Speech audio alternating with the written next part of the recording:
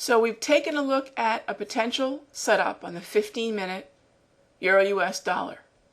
And we've seen that prices are trying to break lower through the uptrend line support, or the backbone of this channel up. So now we're jumping over to the expected price range for the Euro-US dollar. Take a look at this data here.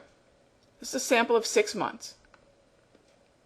I can look at the 15-minute chart, and according to the expected price movement range, which, by the way, this updates every 15 minutes, so you can refresh your page basically at the top of the hour, quarter past the hour, the bottom of the hour, and quarter to the hour, and get a fresh new idea of whether this range has shifted higher or lower, or remained more or less in the same area.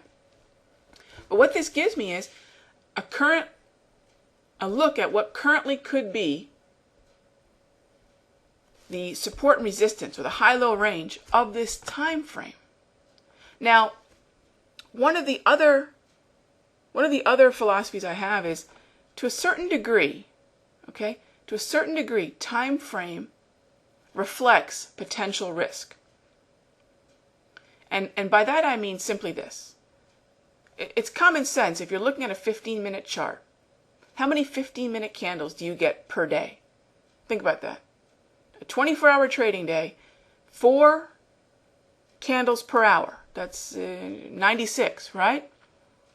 96 new candles a day. Number one, I'm going to be much more choosy about my patterns and entries on a 15-minute chart than I would be a 30, then a 60, then a 240, especially a daily.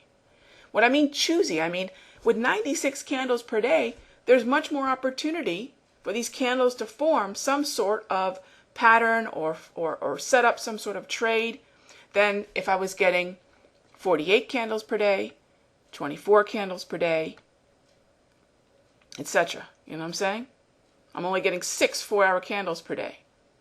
So when I get out to longer time frames, I may not have the number of candles that develop a pattern, that form a pattern, to be as choosy. So I'm going to be very selective about my 15-minute time frame alerts, because chances are I'm going to get a whole new set of them pretty soon again. Unlike alerts for, say, the 4-hour or the daily, where each candle is larger, I get fewer of them, and generally speaking, because of the range of each candle, my pattern will be bigger and take longer to form. So there are certain aspects to the setups that you have to understand time frame will dictate. I basically, in my mind, I correlate risk to being in the market. Being in the market is risky. As a trader, I feel my job is to manage risk as best I can. There's no way to eliminate it, obviously. But I try to do my best with this type of analysis. That's why these tools are available. Understanding that trading between 8 a.m. and noon and 8 p.m. at midnight, understand that those two chunks of time have two very different volatility characteristics. For a lot of people, Asia might be better. If you're more or less a lower risk tolerance kind of person, not that Asia is always low in risk, but generally speaking, it has less price movement as compared to the overlap between Frankfurt, London, and New York. That's going to be a generally speaking, more risky time to trade because the pip movement is greater.